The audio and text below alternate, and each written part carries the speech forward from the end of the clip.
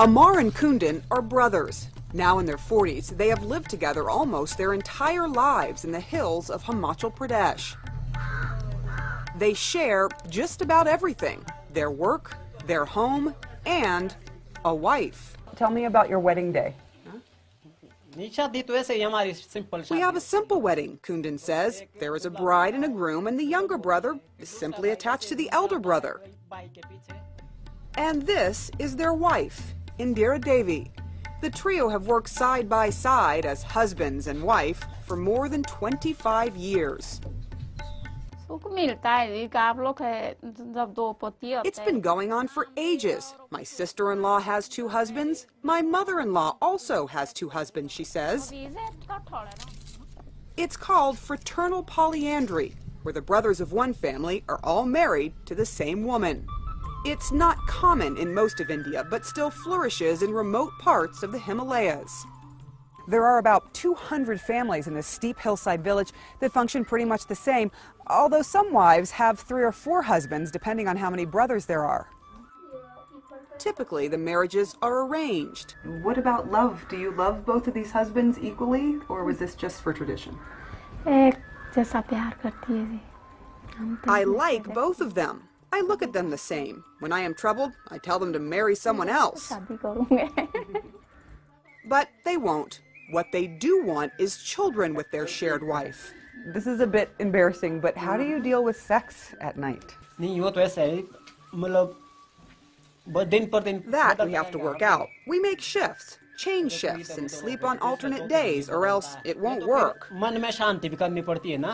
Is it difficult to have to share a wife between the 2 of you? To run the families, we have to do this, overcome the hurdles, and we have to control our hearts from feeling too much also. But feelings grow, and so did their family. They have 3 adult children now, who all live and work together in the same house. Do you know which child belongs to which biological father? We tell the kids that both fathers are the same. The family doesn't know and doesn't care.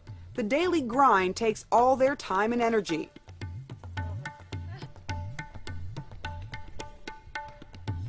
There is no room for vehicles here, so everything is carried by head and hand. Life is simple. And most villagers do hard labor on their tiny plots of inherited land. Younger brother Amar breaks stones for a living in his backyard and at a mine. His wife does back-breaking work in the fields, careful not to step on snakes. In this difficult terrain with few jobs available and very little land to share, one of the reasons that polyandry is popular here is because of pure economics. The practice goes back centuries because land is so scarce in this hill country. If Amar and Kundan had taken separate wives, they might have had to split the family's little land. So they stick to tradition. Do you want this tradition to continue with your 3 children?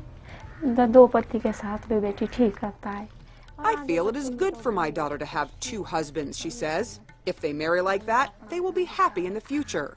Her 17-year-old daughter isn't so sure about that. How many husbands would you like? 1, 2, or 3? Team.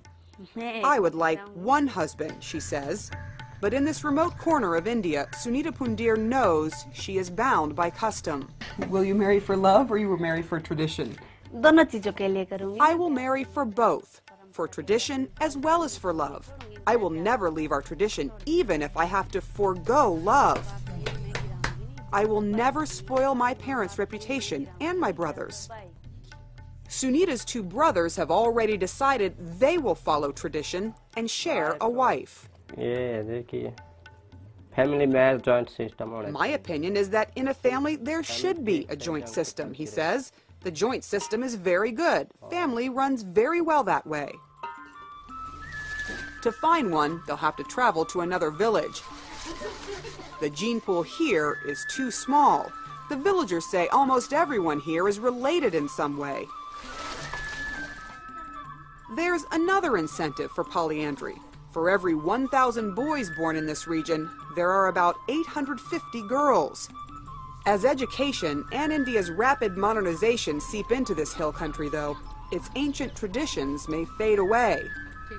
Until then, life for these villagers will be much the same as it was for their forefathers and mothers hundreds of years ago. Sarah Seidner, CNN, Himachal Pradesh, India.